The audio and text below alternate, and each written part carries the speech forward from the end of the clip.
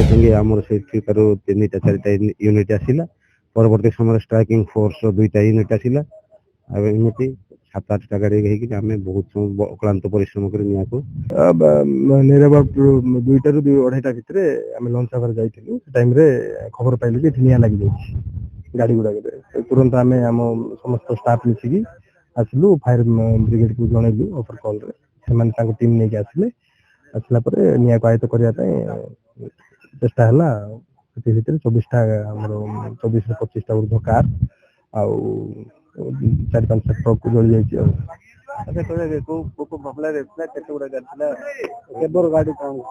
ଏଇଟା ଗଞ୍ଜେଇ କାରବାରରେ ଲିପ୍ତ ଥିବା ସମସ୍ତ ଗାଡ଼ି ଜବତ ହେଇଥିବା ଗାଡ଼ି, ଚୋରା ଗଞ୍ଜେଇ କାରବାରରେ ଲିପ୍ତ ହେଇଥିବା।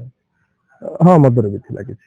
କେତେ ବର୍ଷର ଗାଡ଼ି ଜବତ ହେଇଥିଲା ସେମିତି ତ ଆମେ ଡାଟା ଦେଖାଇବୁ, କହିହେବନି, ସେଟା ଉପରିସ୍ଥ ଅଧିକାରୀ।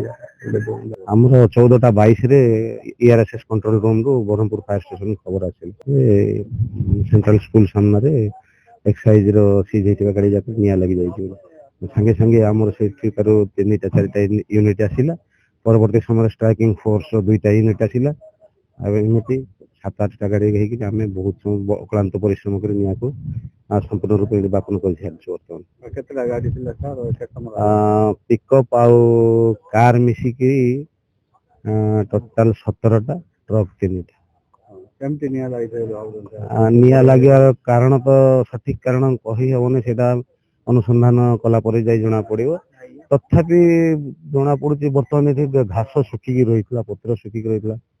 ହୁଏତ କୌଣସି ଅଜଣା ବ୍ୟକ୍ତି ନିଆଁ ଲଗେଇ ଦେଇ ଥାଇପାରନ୍ତି, କିମ୍ବା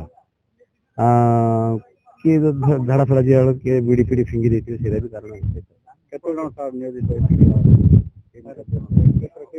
ଆମର 4 ଜଣ ଅଫିସର ଆସିଥିଲେ। Fire officer southern range, DF Brahmapur circle,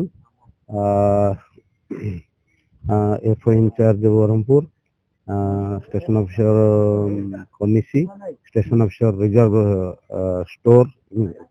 କେତେ ଜଣ କେତେ ସମୟ ଲାଗିଥିଲା? 1.5 ଘଣ୍ଟାରୁ ଅଧିକ ସମୟ ଲାଗିଥିଲା। ମାନେ ତାପରେ ଅଳ୍ପ ନିଆଁ ଲାଗିଥିଲା। 1.5 ଘଣ୍ଟା ପୁରା ଆମକୁ ବହୁତ ପରିଶ୍ରମ କରିବାକୁ ପଡୁଥିଲା।